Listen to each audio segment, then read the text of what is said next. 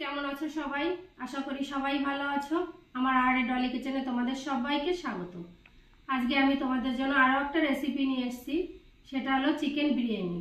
Chicken biryani করার জন্য আমি এখানে 3 কিলো মতো চিকেন নিয়েছি। এখানে দুটো বড় সাইজের আলু আমি কেটে নিয়েছি। এখানে আদা রসুন পেস্ট করে নিয়েছি। এখানে কিছুটা শাহি জিরে নিয়েছি। এখানে কিছুটা গোটা মশলা নিয়েছি। আর এখানে বড় সাইজের 3টে আমি টমেটো কেটে নিয়েছি। এখানে 5-6টা কাঁচা লঙ্কা আমি চিড়ে নিয়েছি। আর এখানে আছে ধনের পাতা পুদিনা পাতা আমি কুচিয়ে নিয়েছি। এখানে 1.5 কিলো মতো চাল আমি আধ ঘন্টা আগে ভিজিয়ে রেখেছি। আর এখানে 500 মতো পেঁয়াজ আমি কুচিয়ে নিয়েছি। বাস এইগুলি দিয়ে আজকে আমি চিকেন বিরিয়ানিটা করে তোমাদের সবার সঙ্গে আমি শেয়ার করব। আমি বিরিয়ানিটা করার জন্য এরকম বড় একটা পাত্র নিয়েছি। এবার এর মধ্যে আমি তেল দিয়ে দেবো।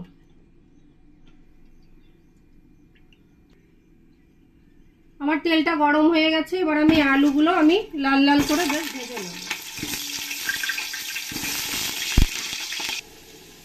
আমি আলুর মধ্যে সামান্য একটুখানি লবণ দিয়ে দেবো আর খুবই সামান্য একটু হলুদ দিয়ে দেবো।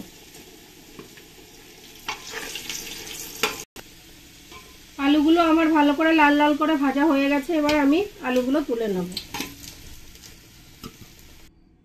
এবার আমি যে বড় সাইজের 1 চামচ শাহি জিরাটা নিয়েছি এটাই দিয়ে দেবো। গোটা মশলাগুলো দিয়ে দেবো, দিয়ে ভালো করে একটু আমি ভেজে নেব।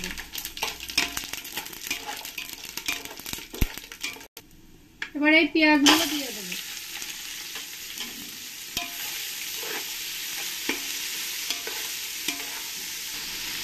এর মধ্যে আমি 2 চামচ ঘি দিয়ে দেবো।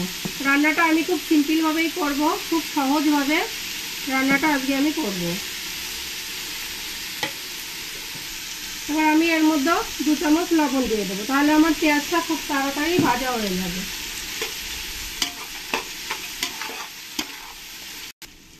এবার আমি এই কাঁচা লঙ্কা কটা চিড়ে রেখেছি, এই কাঁচা লঙ্কাগুলো দিয়ে দেবো। পেঁয়াজের সঙ্গে একসঙ্গে আমি ভেজে নেব। এবার এই টমেটোগুলো দিয়ে দেবো। টমেটোগুলো দিয়ে ভালো করে আমি পেঁয়াজের সঙ্গে কষিয়ে নেব। এবার আমি যে এখানে আদা রসুন পেস্ট করে রেখেছি এখান থেকে আমি বড় বড় 3 চামচ দিয়ে দেবো।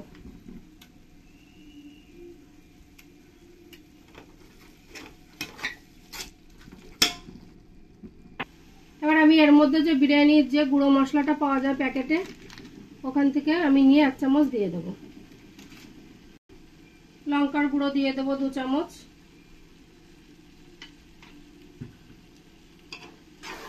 ভালো করে একবার নেড়ে দেবো। আমার মশলাটা ভালো করে কষানো হয়ে গেছে, দেখো উপর দিয়ে তেলও ছেড়ে দিয়েছে। এবার আমি এর মধ্যে এই চিকেন দিয়ে দেবো। চিকেনটা দিয়ে ভালো করে আমি কষিয়ে নেব।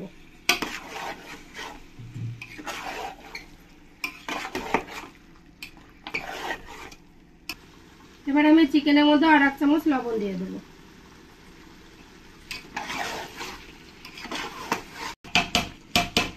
এবার আমি চিকেনটাকে 3-4 মিনিটের জন্য ঢেকে দেবো।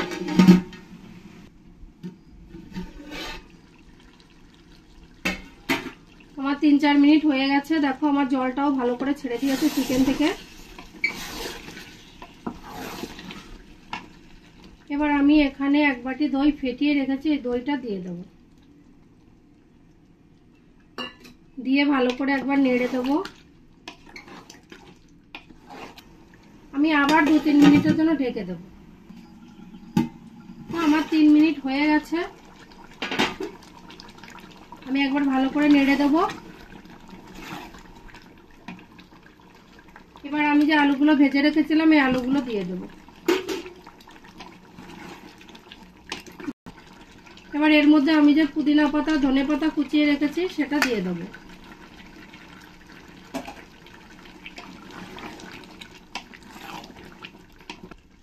আমার মাংসটা ভালো করে কষানো হয়ে গেছে। এবার আমি যে চালটা ভিজিয়ে রেখেছিলাম বাসমতি চাল, ওটা আমি দিয়ে দেবো।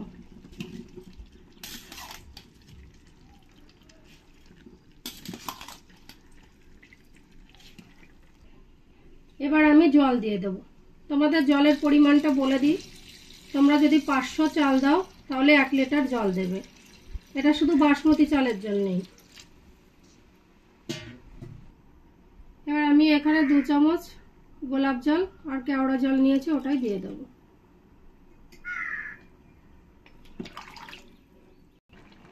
আমি উপর দিয়ে একটু ধনের পাতা পুদিনার পাতা দিয়ে দেবো। দেখো আমার ঝোলটা অনেকটাই শুকিয়ে এসছে। এবার আমি এটাকে দমে বসিয়ে দেবো। আমি দমে দেওয়ার জন্য এরকম একটা লোহার তাওয়া নিয়ে নিয়েছি। এই তাওয়ার উপরে এবার আমি গামলাটা এবার বসিয়ে দেবো। আমি এখানে একটু কালার ফুড গুলিয়ে নিয়েছি, সেটাই উপর দিয়ে একটু হালকা করে কালারের জন্য দিয়ে দেবো। এর উপর দিয়ে একটু হালকা করে পুদিনা পাতা ধনের পাতা কুচিয়ে রেখেছিলাম, সেটাই একটু দিয়ে দেবো। এবার একটু বিরিয়ানি পাউডারটা দিয়ে দেবো।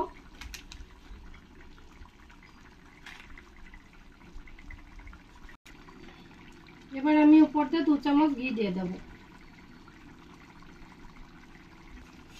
এবার আমি 20 মিনিট ঢাকা দিয়ে রাখবো মিডিয়াম ফ্লেমে।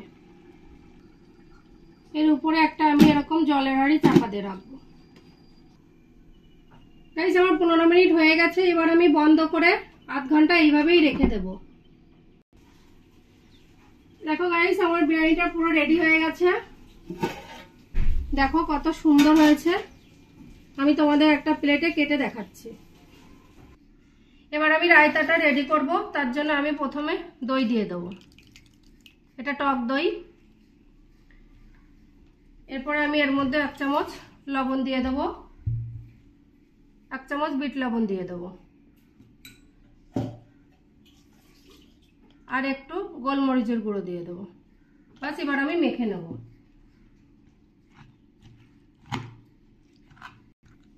আমার রায়তাটা পুরো রেডি হয়ে গেছে। আমি এবার এই বিরিয়ানিটা তোমাদের একটা প্লেটে তুলে দেখাচ্ছি কেমন হয়েছে। দেখো কত সুন্দর হয়েছে। ভাতগুলো পুরো ঝরঝর হয়েছে, একটাও লেগে যায়নি। চিকেনের পিসগুলো কত সুন্দর আছে। তো গাইস আমার বিরিয়ানিটা পুরো রেডি হয়ে গেছে, রায়তাটাও পুরো রেডি হয়ে গেছে। তোমাদের কেমন লেগেছে রেসিপিটা আমাকে কমেন্টে তোমরা অবশ্যই জানাবে। তোমাদের যদি ভালো লাগে আমার চ্যানেলটিকে তোমরা লাইক শেয়ার কমেন্ট করবে। আর তোমরা যারা নতুন আছো তারা অবশ্যই সাবস্ক্রাইব করবে। ভালো থাকবে।